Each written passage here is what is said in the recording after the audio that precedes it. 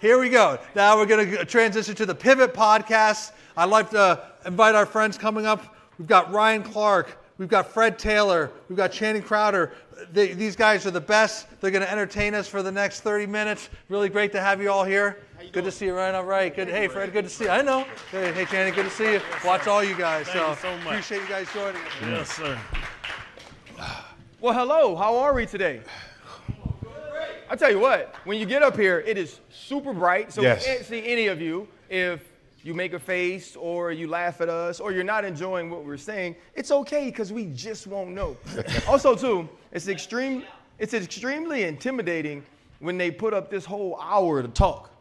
Yeah, the Like, countdown I don't right like here. that. I don't Yeah. like the countdown thing, but Channing's up here. He's extremely long-winded, and so I'm sure we can fill it out. But what we'll do first, I'm Ryan Clark. This is Fred Taylor. This is Channing Crowder. We are The Pivot. I'll allow everyone to introduce themselves and tell you a little bit about not only their journey through sports, but also family and business. And then we have a special guest for you because we figured if you don't like us, everybody likes this guy.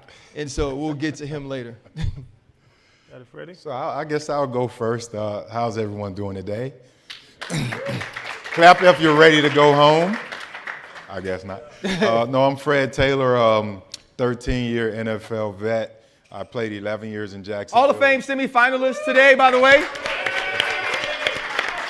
I played 11 years in Jacksonville, 2 years in New England.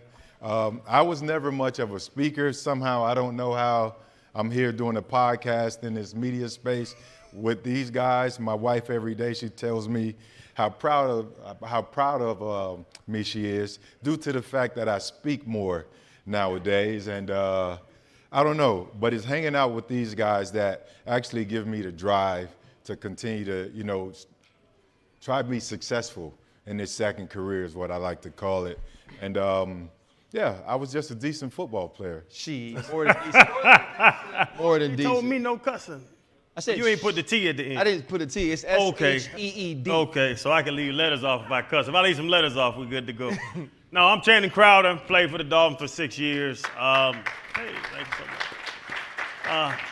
Wasn't as good as football at these guys or our guests, but I did, speaking of the media innovators, I did understand entertainment, and I would say I used the media, like I almost mocked them when I played, and it was just funny to me. Like I didn't know I was going to transition to this, didn't know I was going to have a radio show, didn't know I was going to have one of the best podcasts in the world. But the two stories that it clicked to me when it happened when I was playing was I played in the first international game against the Giants in London. Yeah. And the Giants beat us. It was a terrible game. Those soccer fields are all slippery for them little itty-bitty soccer players. But it was so when I knew they were going to ask me something about London because that was the story of the game, was the first international game. And my answer, premeditated, just to mess with the media in the locker room, was I don't even know where London is. I have a friend named London Fletcher, but he's black, so I don't know. I know he's not from London. And I was just like, it was all in jest, and it was funny, and it made, nationwide news about just messing with the media. And so that, like, I was like, At that point, I knew second time we played in Denver. You play in Denver, going to ask about the altitude. Oh, you think you're going to adjust to the altitude? How are you going to adjust to the altitude? I said, I climbed on my roof and did some push-ups, so I'll be ready to play in Denver because I was used to the high altitudes. And it made national news. So at that moment, I was like the entertainment factor where really media is entertainment. Yeah. It's football. Like nobody would make 70,000 people to get in a stadium, 100,000 people to watch kids play football. You want to be entertained by the best in the world. So to be there and understand that this is all entertainment, multi-billion-dollar entertainment. Mm-hmm. And that's what this media side is of it, is that we can transition sports to entertainment. And I didn't know. Everybody's like, hey, you have a communication degree? I'm like, to talk? I talked to humans my whole life. I'm fine. Yeah. But it was the entertainment side that I always had, and I kind of adjusted to that throughout my career, and then the transition to radio, TV, podcasting, and all of that stuff. And that's the main thing. You got to be entertaining. That's my cheat code, I guess you'll say. Yeah, he's definitely entertaining. You should see him. You should see him when the cameras aren't on. He's actually even better. But we feel blessed, and we're grateful to be here at the Sports Business Journal, Media Innovators. I don't know when Alicia, who's our producer, called me and told me that Channing Crowder wanted to FaceTime me, that I could ever expect that this is what would have come from it. He was in his backyard in some oversized black Jordan shorts that since that FaceTime I've seen 17 more times. I don't know if he has multiple pair or if this is the same pair. And he don't really wash like that, so. Man, I've gone green. I don't wash that much. So, but this is what it turned into. I remember our first show, not necessarily knowing exactly how things would go, how everything would play out, what our roles would be on the show. And they kind of just took shape from there, talking about their previous experience in podcasting and having opportunities to ask them questions. We shot our first show with a guest that night that we ended up not putting out until 6 weeks later. And you fast forward that and you're having opportunities for Channing to talk about nudist colonies with Kevin Hart, or to have The Rock speak to us about times of depression in his life, which from the outside looking in almost seems perfect at times. Fast forward to whatever side you're on politically, 3 former football players having an opportunity to sit with the former president. I think that's what's been very exciting about this journey. That's what's been, at least for me, extremely fulfilling about it. And I work a ton, whether it's Monday Night Countdown or hosting Inside the NFL, Fridays on ESPN, Get Up, First Take, all of those things. I don't do anything that I find as invigorating as this because we own it. It's different when you get that opportunity to have that sort of creative control, but also control in general on whether something succeeds or fails. I think when you leave the football field, the worst thing about life for me is I never know if I won or lost. Like, I think a lot of people are scared of losing. I'm not, right? Because losing lets me know I need to be better. The hardest part about the media space for me was the subjectivity of the way our jobs are viewed, right? You gotta just listen to the people.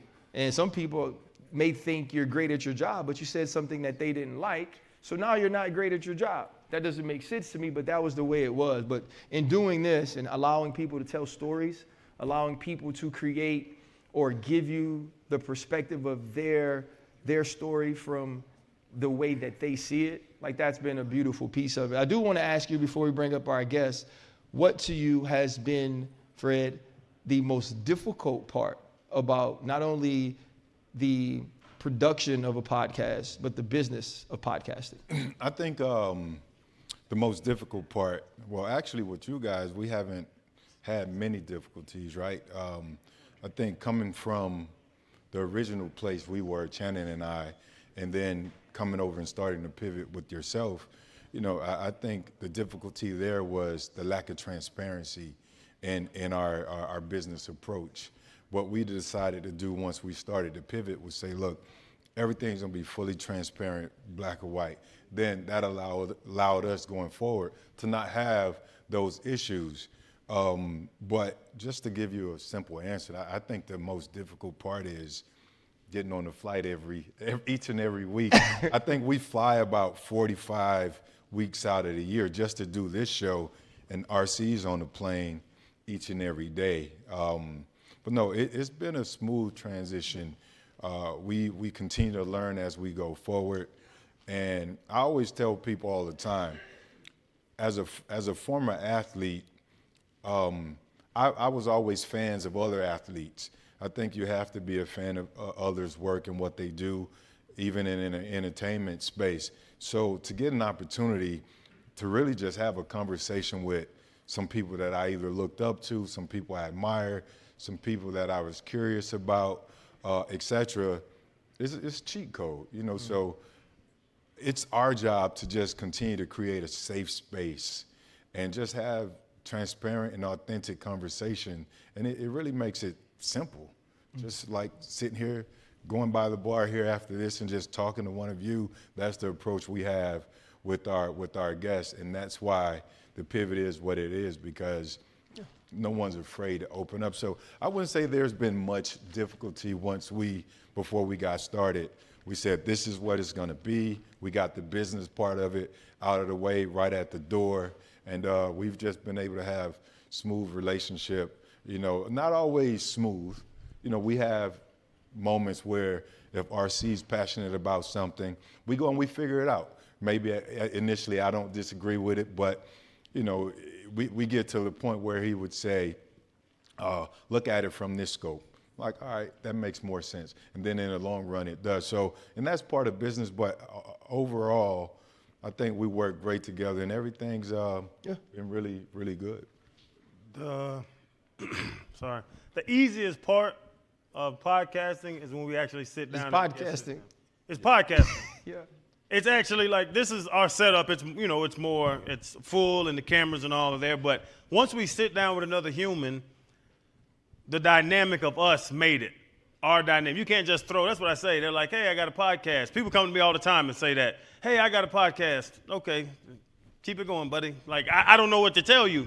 So once we sit down with somebody, I think it's easy. But to Fred's point, the travel, and honestly, the fourth seat really should be Elisa Zubikowski. Yeah. She's our producer, editor. She runs everything. She sets up the travel. She does so much behind the scenes, and we're the face of. So AZ's back there in the corner. Not that we don't like Ocho. She don't like a lot of attention, but yeah, she's right there with blonde hair right there back in the corner. So y'all say hey to her. But she does so much too. But it's the grind. It's the getting on the planes. It's the flying around. It's the post-edit, which is crazy. The pictures, the thumbnails, all that stuff that is done. But the grind is something that I knew these guys had before. And we can grind easily. We'll call and say, hey, we got to jump on the flight, fly to L.A. I've flown to L.A. from Miami at 6 a.m., been in L.A. for 4 hours, and flew back to Miami. I'm in the air for 11 hours, and I was in L.A. for 4. No problem. Then I can make it to my son's baseball game.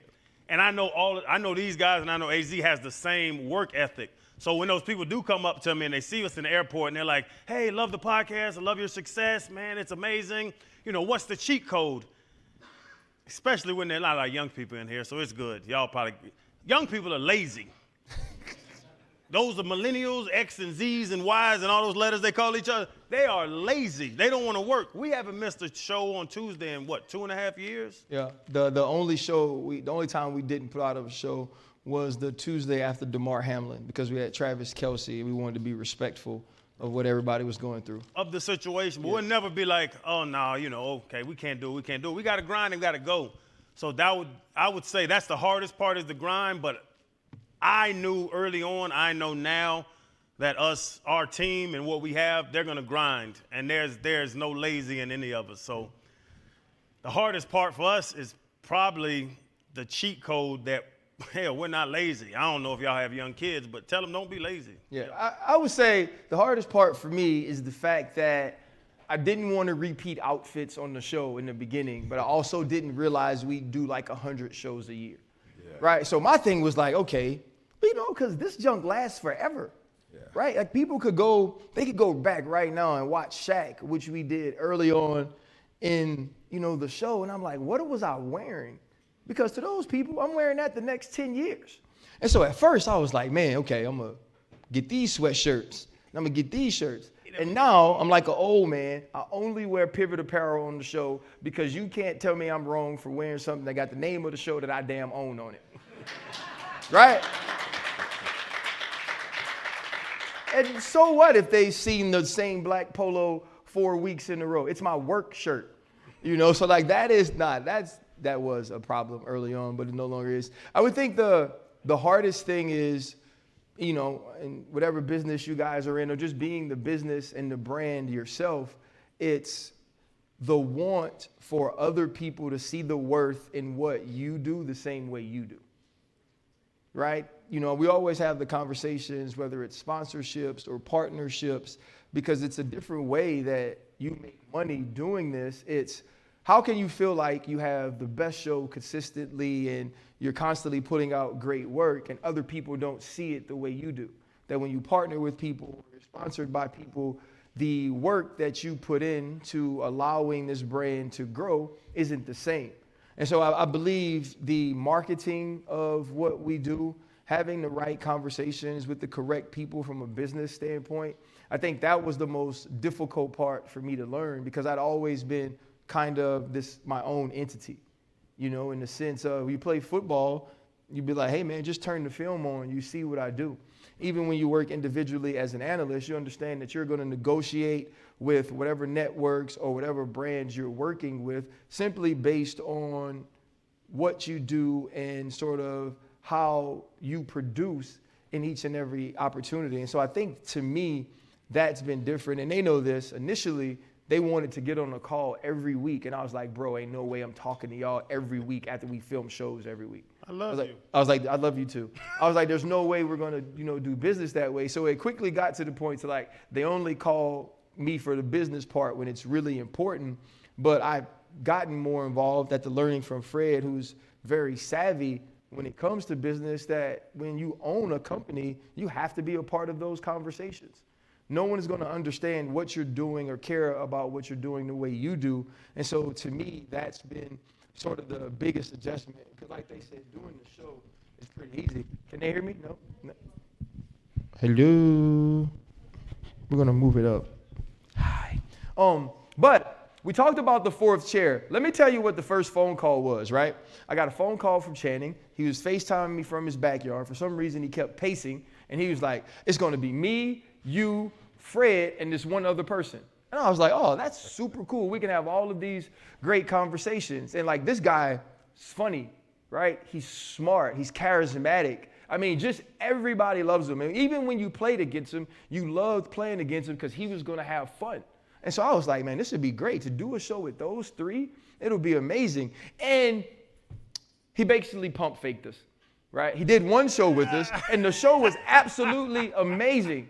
But I was like, why doesn't this guy want to work with me? Well, what I find out is he actually does want to work with me, because now he's an analyst on Inside the NFL along with Chris Long and Bill Belichick. He has one of the best shows going with Nightcap along with Shannon Sharp. To me, he's a Hall of Fame talent, but more than anything, he's been a great friend, and he is just amazing to be around, and the same sort of person every single time you see him, and that's Chad Johnson.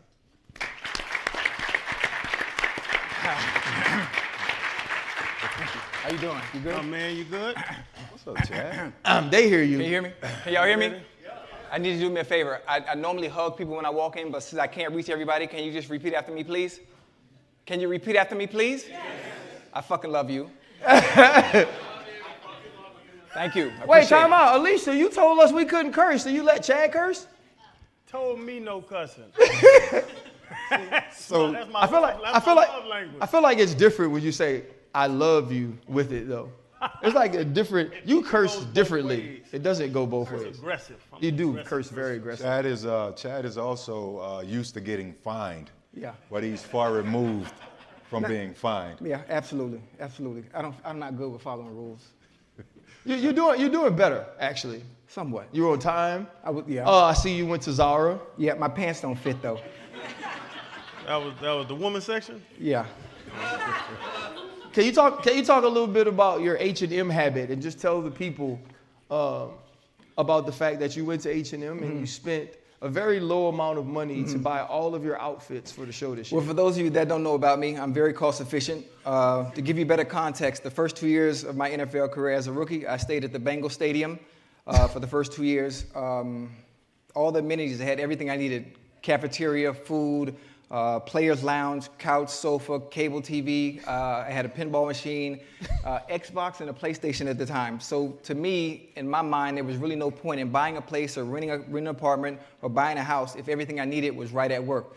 So I made the most of that opportunity as a rookie, and I think it was year three. Year three, Marvin Lewis, he threw me out and said, you need to be a man at this point. You need to be responsible. This is the NFL. And they forced me to get a place. So forward to now, and me being very cost efficient and probably the cheapest NFL player that has ever lived, H&M is my go-to where I can get outfits. I got this from Zara like 30 minutes ago for $80. And I've just always been that way, especially when it came to money. And I remember one thing my grandma always taught me, and she always said, a fool and her money shall soon part ways. And it's always stuck with me. And I look at the people that I've grown up around. I've looked at former NFL players, especially during my tenure, before my tenure, and everyone has seemed to run out of money for some reason. So it's always been a habit, and that's an area I'm very, very disciplined in. Chan, can you talk to me about what happened with your first check from the NFL, did you also save that the way that Chad did? It was already gone. I was so dumb. Listen, you learn. See, I didn't have your grandma. I needed your grandma because I was going in the first round.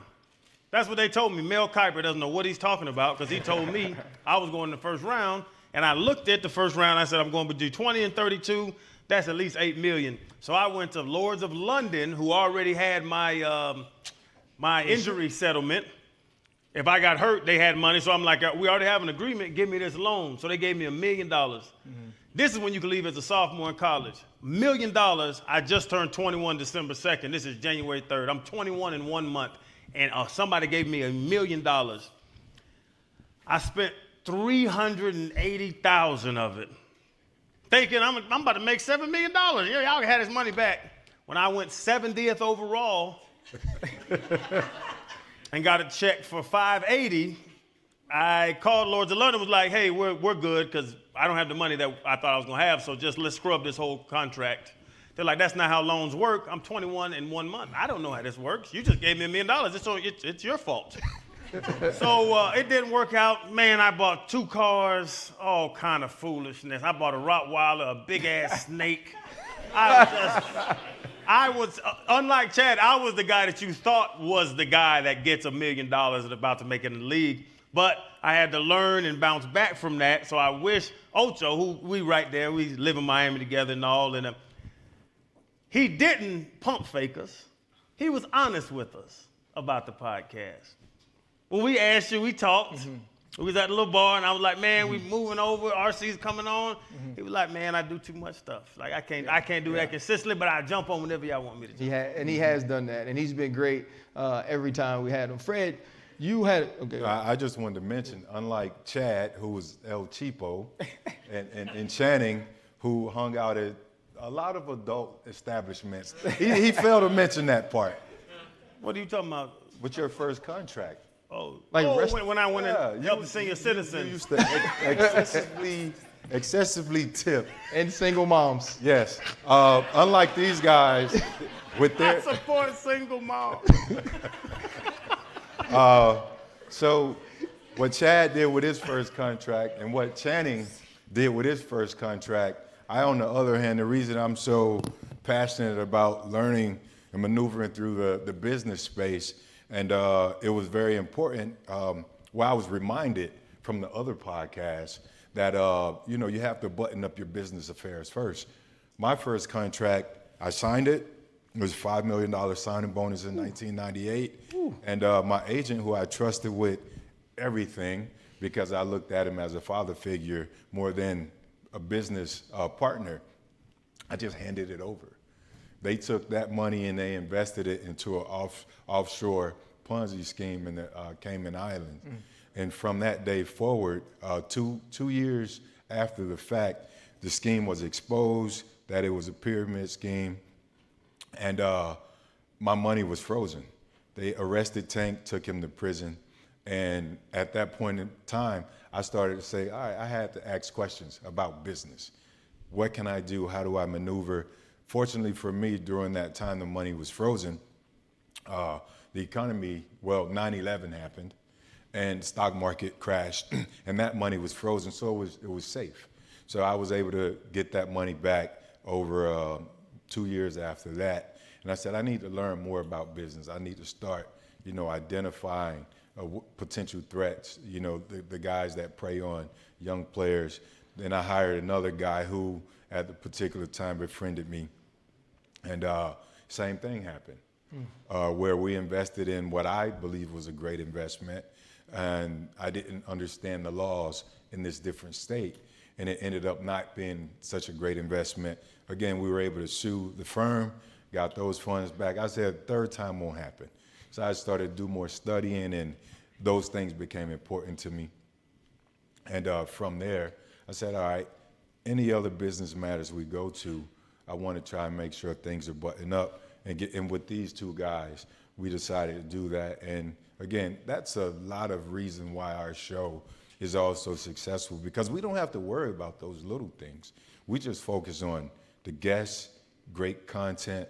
That way we know we're giving back and we're doing it, with everything in her. So that's what happened with my first country. Man, everybody's robbing you. I was thinking that too. Like, golly. Man, give Ocho your money. God.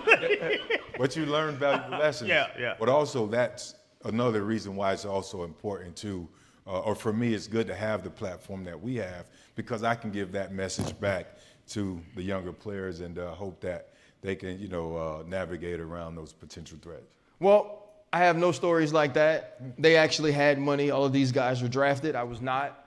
My first check was $1,000, which came out to be like $653.37 or something like that afterwards, because I was an undrafted free agent. Were you in New York? Yeah, I was in New York. Why you taxes had to be more than 40%. No, that's all it was. Wow. I think I might have got less than that. I don't know. My mama still has the check only $1,000 at her house, the stub.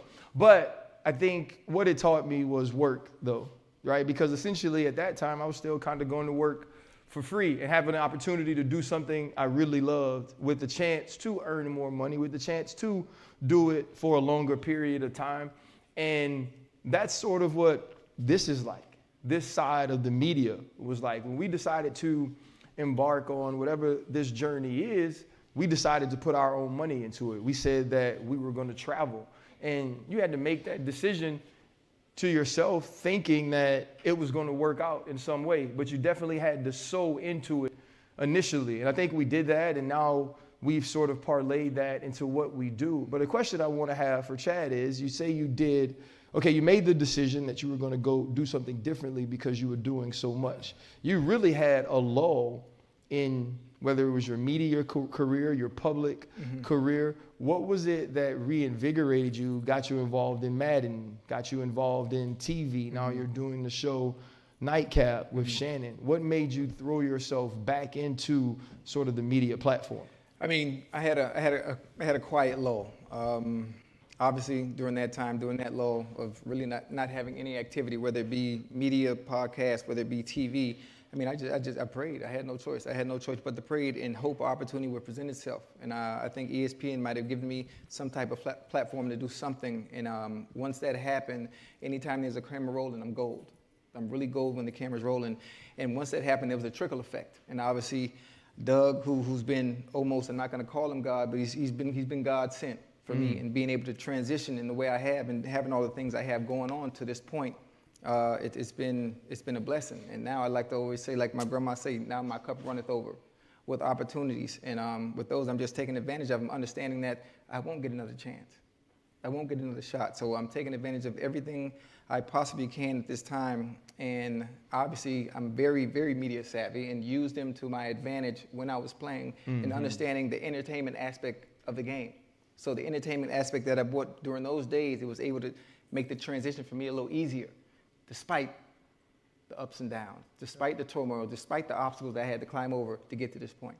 Why do you cut all your hair off when you can actually grow hair and have a fresh edge up? No. Well, No. See, like why? Like, why? Look, my man really feel you, because he ain't got no hair neither. Well,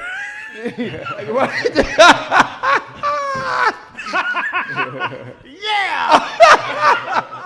So why, Chad? I mean, I don't like maintenance. I don't like maintenance. I mean, those of you that have hair out there, young ladies that have hair, I don't like to wash. I don't like to put on wave caps. I don't like to do anything as far as my hair is concerned. I like to shower, but I just want to be able to shower and just get up and go. And it's just so easy when you just get a bald head. And it makes me look younger. I look 23. Fred, why did you cut your hair bald? Well, I didn't have a choice. I wanted to, like Chad, the maintenance. I didn't want to continue to pay a barber full price for half a hair of head. So it just makes sense to cut it all off. And I can do it myself twice a week, right? Yeah. Get it nice, clean. Have you seen the prices for barbershops? Look, I went in a barbershop and I paid $45 to cut all my hair off. And then they want you to tip. Yeah. The guy tried to charge me $150 for a house call. No. Yeah. Fred, charge you $18 to cut all that hair off. $45. And that had to be half price, because that's half a head of hair. I cut it myself. Unlike both of you guys, I just travel with my barber now. because Rich wealth. it's not that, man. It's like I don't know how long I'm gonna have this head of hair, and I want to use it to its fullest potential. And also too, I ain't got it like that. So if they push me back, if I get a bad haircut, I could be looking like y'all two. Well, not really, because they have Hair Club for Men. They have implants. They have so many different things. I'm not finna do the LeBron. Hey man, you can't hold on to it when it doesn't want to be held on to. That's a good one. Hey fellas, I don't know what y'all are talking about. I get out of this conversation. Is it that, RC, or is it really that you're on television every single day? Even Obama said he wakes up, you're on television first take. He goes to sleep, you're on television, whether it's Monday night, inside the NFL, or what have you. Or let me ask you a different question. What's your approach? Oh, I think I need to be better about having an approach. At first, I just enjoyed talking about football, and I thought it was really a blessing that someone would pay me to do it. And I was the first active football player to have a TV contract. And I'll be honest, to me, that felt like there was going to be this natural progression to the biggest jobs at the network, right? Because, hello? Can you hear me? Because, like, think about this. Like, GMs don't want to be wrong. You draft a guy in the first round, you want him to be a Hall of Famer. Yeah. Mm-hmm. So my thing was, they paid me to be on TV while I was still playing. They're going to want to see me succeed, right? They're going to want to. You're a good man. Thank you very much. Hello. Perfect. You know, I feel like they were going to want to see me succeed, but here it was. I was working extremely hard, and other people were getting certain jobs and getting opportunities that I wasn't. And so I had to kind of figure out, okay, how do you play the game? All three of you have been around me. I'm not good at that, right? I'm not good at faking like I'm your friend. I'm not very good at behaving like I want to be around you when I don't. And so my only calling card is how hard I work, right? It's how much I produce, how much I can give to a show from a production standpoint, a creativity standpoint, a directing standpoint. And so like that, my approach is to make myself as valuable to the people who are truly in the know as I can. So that means being available, right? That means when I'm available, that means being attentive. And then while I'm being attentive, that means being productive. And so that is the way I approach it. And to be totally honest, I probably once I left high school, at points in college, I've never been, at least in the pros, I was never the best player on a team, right? I was never the best player in my actual room, right? Sean Taylor was the best player in my room when I was in Washington. Troy Polamalu was the best player in my room when I was in Pittsburgh. I've been the best player in a lot of these rooms, right? In this part of my life. And so to me, it's, if I believe this and I work that way, I need to make sure the things that I achieve, right, the things that I acquire match the effort and the talent that goes into it. And so, like, that's my approach, man. Like, just to be honest, and no offense to anybody, if I'm on inside the NFL, as much as I want everybody to do great, I want to kill everybody on the show with me.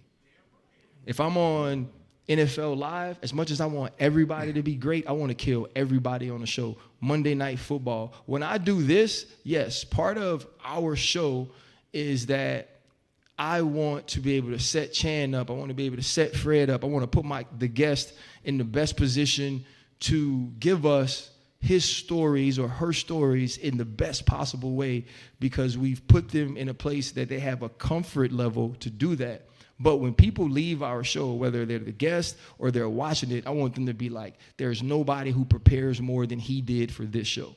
And so I think for me, it's not about the destination of the success.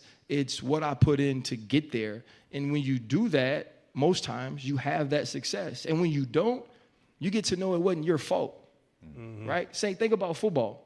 When I went to the stadium, I was going to be as prepared as I possibly could to stop Chad Johnson. I was going to know when we were going to cloud him, when we were going to double him. I was going to know how to disguise to make Carson or Andy think they had him. And if he caught a ball, I could be like, that damn Chad Johnson just good as hell. But it was never I wasn't prepared. And I think that's kind of been my approach to this. I think the question I'd have for Chan is, how do you continue to be the authentic you that's funny, that's engaging, that's charismatic, that kind of like, I don't know what he's going to say, but then also build the brand that I know of you, that this dude's extremely intelligent and thoughtful. How do you kind of balance between that? Because I think that's important when people look at you and want to think how multifaceted and diverse you could be. Yeah, and that's something I'm still working through it, because y'all seen a house party? I brought it up recently on the show, where there's a thing with Bernie Mac. God rest his soul. He told Kid, be yourself. If people don't like you for being yourself, then F them. And it's a crazy way to think, but who else can you be? Everybody else is taking type approach.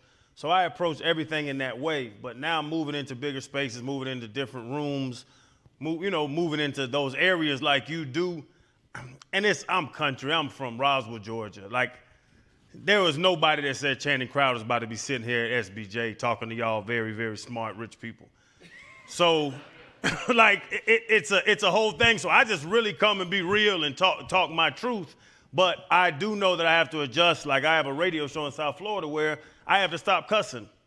And that's why we joked about cussing, because everybody was like, Chan, like, don't be up there cussing. I'm like, okay, I got you. I can pull it back. But I have to continue to work on it, but also make them respect that young kid raised by a single mother. My experience has created me. Your experience created you. Your experience created you. And y'all always bring it up. You bring up, I love Mike. I love your parents. I know a bunch about your grandmother and how you came up. I know a bunch about your mom and Hurricane and your grandma and all. Like, it's funny that just listening and knowing these guys, where you are from and what brought you up is where it is. And that's the genuinity that people love from us. I can go up there and read a script. I can do a teleprompter. I know how to read, not that well. I dropped out of college, but I can read decent. But it's just that you have to be your genuine self, but also know the rooms you're in, also the situations you're in. And that's the thing where I couldn't teach anyone to do done what I've done. I can't teach anybody to be me. And that's why I think it works. But I could tell you why I am successful in these different areas of life and just continue to go with it. And I know it's a lot of different people in the sports media, and if those young guys, I would say the young guys that you see, like you bring up Doug, if you know those young guys that they're personable, they're entertaining, you can see it. You can see if they walk in a room and people light up. And it was always that way with me. When I walk in a room, everybody lights up. If I'm walking into the vet office, the gas station, the thing, I can make anybody smile. So let me do that at a grander level and just be myself, be the country dude I am, but also know if I'm at the JCC. I know there's jokes at the JCC that I can't tell when I'm at the strip club, that I can tell the strip club jokes not at JCC. Like, I can navigate those rooms in so many different ways and still have the country, and I call it country dumb. Really, I watch the movies. I'm a movie guy. Ray Charles said it, country dumb. People don't, when you talk country and you have a twang, they anticipate you're unintelligent. And I was National Legion of Honors, Legion of Scholars, 3.8 at Florida, 4.0 in high school, all of that stuff. But you just hear me talk and, oh, he's unintelligent. And now I have an advantage in that room because you already put your guard down, because you don't think I'm smart. So now you're not going to take to your top level, because now you're coming down further, and now I've surpassed you just because I have a country accent. It's the craziest thing in the world. I've seen it. I'm 40. I'll be 41 next month. I've seen it for 41 years. And I just try to navigate it, bro. But I'm not great at it. I just know the strip club jokes don't go well over the JCC. I think we should stay away from that. Chad, what is... I didn't really know how to transition, guys. A lot of times I got something smooth and I can get right out of something and right into the other thing, but I didn't have it that time, so I just was honest with y'all. Chad, what is your goal now with your media career? Because you are doing so much. You have your hand in so many different pots. What is something that, looking forward, you would love to do? You know what? My end goal, I haven't even looked that far down. Obviously, my vision, my long-term vision, you're always supposed to have short-term goals. You have long-term goals. Right now, my eyes are always set on the short-term goals, always completing those first before I look down the road. Because if I look too far ahead, when I haven't finished my plate that's in front of me, I'm gonna starve myself. So everything for me has been one day at a time, and it's worked that way. As far as the media spaces are concerned, there's so much more work I need to do. There's so much more. That's why I like working with you, because I want to be able to remain my authentic self, but also be able to go in rooms like you do, to be able to be on Monday Night Football and be able to break down plays, that sort. Obviously, you do it on the defensive end, but I need to be able to do it the way Dan Orlovsky does it when it comes to the offensive football. So there's so many other ways of room for improvement in that specific space. As far as nightcap, now that's just me. I can just be myself. Like the skies is a limit for any area where I can just be Ocho, where I can just be Chad. So that ain't no telling where that gonna go. But as far as other areas are concerned, I'm not even thinking long term until I get the shit right first. I love that. Freddie T, I've watched you open up, right? You've gone from, by the way, Fred is the sex symbol of the show. I'm not sure you guys know this.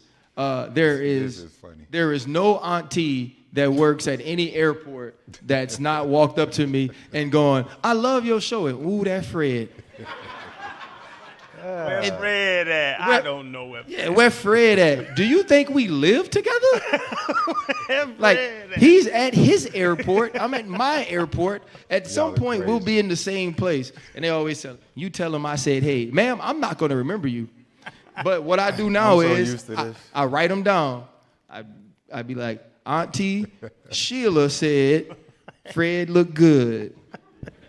Auntie Marie said, and that's how we roll. And so we push Fred out first because that's how we get it to buildings for free. But the question I want to ask you is, you've opened up. Push me out. You go first. See, so they always say I am the oldest on the show, but they tell a lot of lies. I'm 48, but they say I played with Dick Buckus and all these other people. You don't roll me out because I think there's a negative connotation in that. Your main rival was Jim Brown. I'm not in a wheelchair. The Cleveland Browns were trying to figure out, was it Jim Brown or you? It was a difficult decision. Who did you say I played against? What's his name? Y.A. Tittle. Vince Lombardi was about to draft him before the Jags got him. Go ahead. I was just, well, I guess people may want to know what was it like to play against the Dallas Cowboys when they had Roger Staubach.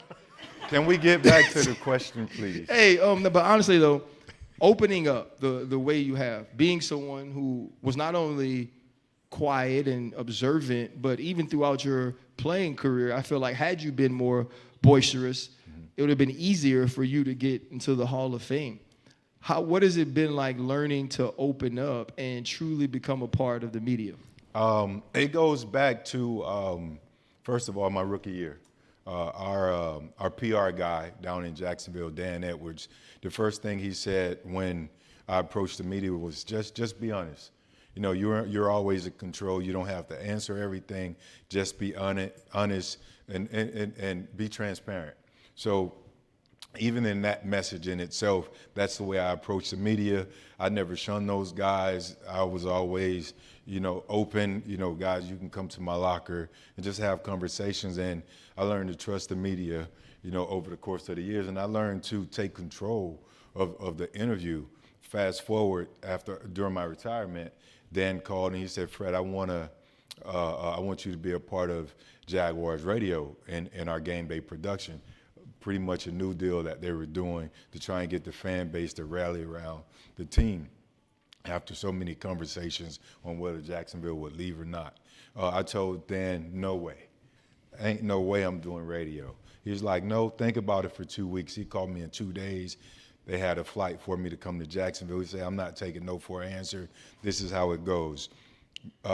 Radio, you have to tell them what. Tell them what happened because they can't see it. You want to tell them what. If we're going to do a broadcast, you tell them why.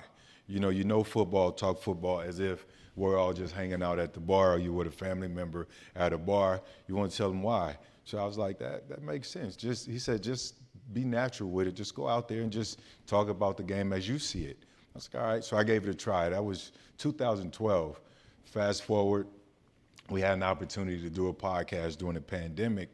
And Well, actually, let me reverse. Over the course of those years, I just started to get more comfortable in my skin, just to talk when I have an opportunity, just to talk to people about everyday things, things that I'm passionate about. And it allowed me to start opening up, going back to having to talk to parents about contracts, business, all those different things. So I just started to get more comfortable in just talking to people. Going back to the opportunity with the podcast, I said, sure, an opportunity to get out the house. We're going to talk about sports, talk about life, etc. And that part was easy. So when the opportunity presented itself to do this, you know, at that moment, I felt more of a natural because we could just sit back and just talk, chop it up, and it became a lot easier for me. So it was really easy to open up. And looking back on my career, as you mentioned, RC, I have to be authentically myself. So I wasn't a big rah-rah guy. I wanted to get it done on the field and let it speak for myself. But I did learn that if you're going to be marketable, sometimes you have to learn how to do the Ocho Cinco dance and put on a big hat and get those people's attention. Because I think as we talk about the Hall of Fame, as Deion said it, it's not always about the Hall of Game. Sometimes you have to do a little bit extra to get the media's attention. And I was just never really that person. And I have a better understanding of how to market yourself, which brings me to the question of you, Chad. We're at the Media Innovators. Mm-hmm. Do you feel that you were ahead of your time? Because a lot of things, what you got fined for, these kids aren't getting fined for. And how would you be during this whole social media era? I mean, the fact that I think it was better during my day. Now everything is accepted. You can celebrate, you can have fun. I enjoyed it better because I wasn't supposed to be doing it. That made it that much more fun. You know, knowing that Roger Goodell and Paul Tagliabue at that time said you couldn't celebrate, I would take it up a notch. I would always push the envelope. By the time we got to year 5, I would send the money in a week early to the league office just to let them know I'm not going to conform to how you think I should be. I'm going to remain my true, authentic self. And I think that kind of, I don't want to say it pissed them off, but I didn't care. The NFL runs on control. How do we control the players? So the way they control us is by taking what they think we value most, our money. So that's why they have a fine system. I didn't value the money. I value playing the game of football the same way I did as a little kid. So the fact that you're paying me millions of dollars is not going to change who I am because you're taking the money. I'm going to make it back up anyway at some point. And that's how it went. And now every time I see Roger Goodell, it's like a kid that was bad in high school, and he's still friends with the principal years later down the line every time we see each other. And when you go to the office a lot, you do get close. Yeah. Most definitely. But did you do it for the fans? Were you bucking the system? It's entertainment. The game of football is entertainment. I'm not sure what the ticket prices are now, but let's say back then, if you're coming to watch the Bengals, during that time, we were bad. We were bad during that time. So if you pay $50 for a ticket, I'm going to give you $50 worth of entertainment. I'm going to make it worth your while. Whether we're losing or not, you're going to have a reason to come watch us play. And that's whether we're playing home or whether we're playing away, which I think I got so much grace from the opposing fans as well as those that I played for at home. Okay, so we got 10 minutes. So really quick, your whatever advice you'd like to impart to the room of people who seem to have a lot of wisdom already, you have a minute and 30 seconds to do so, each of us, so we can get off the stage. So Alicia stopped texting me. This is supposed to be over at this time. You know how she get when he get close. She started turning her phone around to me. Do you see it? This is how much time is left. So you first, Freddie T. For me, it's really just simple. Just being passionate about what you're doing, trying to be inspirational, having vulnerability. Me, I always try and be positive and lead with optimism, and just being, again, transparent. So for you, that if you weren't keeping up, I just that was an acronym for PIVOT, which is what we've always done. Passion, I don't know if that's inspiration, vulnerability, optimism, transparency. Did you plan that before you got here? No, I mean, that's You ain't never said that before. it's on our pivot page, right, AZ? He thought of that on the Peloton. Bro, you remember when Fred used to do the but that's meetings what from the it's about. Peloton? And he'd be breathing all hard every time you ask him a question? Great interview. I don't want no more Peloton. But no, that's what makes it easy for me to be able to do this as, act 2 of my career. So that's what it's about for me. Me? You like this shit. This shit's cool. Kant, Camus, Plato, Aristotle. Who are those guys? Philosophers. Right? My philosopher is Lil Wayne. Y'all know who Lil Wayne is? He said something in a song recently that hit me when I was out there working out with my son. He said, I'm not racing, I'm just sprinting. And it made me think about how we approach things. All the top podcasts, all the Smoke, who else? The Breakfast Club, Nightcap. Rogan. Wallow and Gilly. Yeah. We're friends with all of those people like this, like Uncle Shay and them, and we're not competing. We're not racing against them. We're all just sprinting in the direction of having success. So I know in life, like you can compare yourself to people. If you're, you're financial this or whatever your job is, there's other people around you. If you're always looking to your right and left, you're not running straight ahead as fast as you can. Just do the most you can to go that way, and that's what we did. So I'm really like, people compare, and I don't hate the question. People ask questions all the time. So who are you? So what do you look at, and who? They want to ask your competition. And I bring up the same thing. I'm cool with Ocho and Shay Shay. I'm cool with Wallow and Gilly. I'm cool with Matt and Stack. I'm cool with them boys. We talk all the time. I'm not competing against them. We're all just running real fast, but we have no finish line to hit. Because if you have a finish line to hit, now you're going to slow down. With anything you do in life, I try to approach it in that way. You got to ask me one more time. Because you forgot, probably. I did. Yes. I love you so much. Just any advice you'd want to impart on a room full of people who do the same thing that we do, who are involved in media, who are involved in business, sports, or whatever it is, a piece of advice they could take, whether it's whatever bucket that they want to pour it into. For one, you got to be passionate. You have to be passionate about what you do. That's number one. Not only do you need to be passionate about what you do, whether it comes to business, whether it comes to media, you have to have a niche. You have to have a niche. Everybody in here probably does the same thing. I really don't know, but you have to have something that's special about you that separates you from the person around you. There's something different about myself that separated me from the other 31 receivers that were number one receivers on the other teams. But you have to have one niche, just one. Everybody does media, but what makes you special in your area? And obviously having the discipline. Having discipline at what you do is something that obviously you wouldn't be in these rooms if you didn't have that as well. But the one thing I can think about that I really want to harp on, which for me, is you have to be passionate. You got to love what you do. If you don't love what you do, you're fooling yourself and you're wasting your time. And that's pretty much it. I love that. Find that one thing. I don't know who works out in here, or if anybody's ever been a ballerina or a dancer or an ice skater. Yes, I know you Dancing with the Stars. Yeah. Because you're a star that can dance. Also, for those of you that are from New York, I was also part of Alvin Ailey Dance Company, and I did ballet. Thank you. Go clap for him. He might be lying. Yeah, that's why I said don't clap for him. He just says things. But he has the sweetest feet of a He receiver. has the sweetest feet I've ever Amazing seen, feet. truly. But I brought that up to say is I don't know if y'all know like what spotting is, right? It's like finding this one thing to look at that allows you to do something that's extremely difficult and not realize how difficult it is, or not get dizzy, or not in some way fall off track from whatever that goal is, right? For me, it's a lot of times in doing single leg workouts and trying to figure out how I can stay on balance. And part of that is finding one thing to look at the entire time so I can focus. Because what happens is, whether it's life or work or anything that we want to accomplish, all of these other things become outside factors in us having an opportunity to reach our goal. And we have to be able to ignore those things. So there has to be a reason, there has to be a why, there has to be a way that we stay focused. And for me, it's always understanding that there's this one reason that I do it, and it could be whatever it is. I talk about Antonio Brown all the time. And if anybody knows about our relationship, it's both great and terrible at the same time. But when he played, he worked so hard.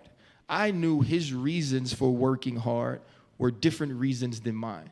And they weren't necessarily reasons that I loved. They weren't things that I thought were sustainable. They weren't things that I thought made him a great teammate. But my goodness, did it make him a great player. And it made him work because he wanted those things or that thing so badly he'd do anything to get it, which in turn on Sunday made him the best wide receiver in all of football. And he was 5'10" and ran 4.5. And so whatever that thing is that doesn't make a hard day force you to quit, whatever that thing is that doesn't make someone telling you you aren't good enough make you believe it, find that thing. Whether it's a why, whether you want to do it to impress somebody, whether you want to do it to take care of somebody, or whether it's just an individual yearning within yourself to have something, do it for that reason, because everything that's worth accomplishing will be extremely difficult at some point. And there has to be something that's within that process that you could say, this was a hard day, but tomorrow I get to go out and do this for that reason. I can't tell you what that reason is, only you can. But when you find it, don't let it go until you get it, because you'll regret it the rest of your life. This is, Freddie T has something. I have one more thing. This might sound cliche, but it's the absolute truth. And I'll tell you, it's never too late to pivot. Because in the eyes of adversity, you're going to always have that in the back of your mind. So it's never too late to pivot at whatever stage in your life or at whatever moment. Just try and, move forward with that. How long we got? You want to tell my rake story? Your what? Never mind. Oh, yeah. Rake. I got a rake story about raking leaves. Go ahead, tell them. You got 3 minutes and It's about 38 seconds. It's a 12-minute story. It's long. Okay, good. Well, thank you guys so much. Wait. We're done? Yes, we're done. Wait, excuse me. Can you hear me? Yes. I'll probably never, ever have a chance to meet any of you again if I don't see you. I just want you to remember, I fucking love you. All right. And this has been The Pivot.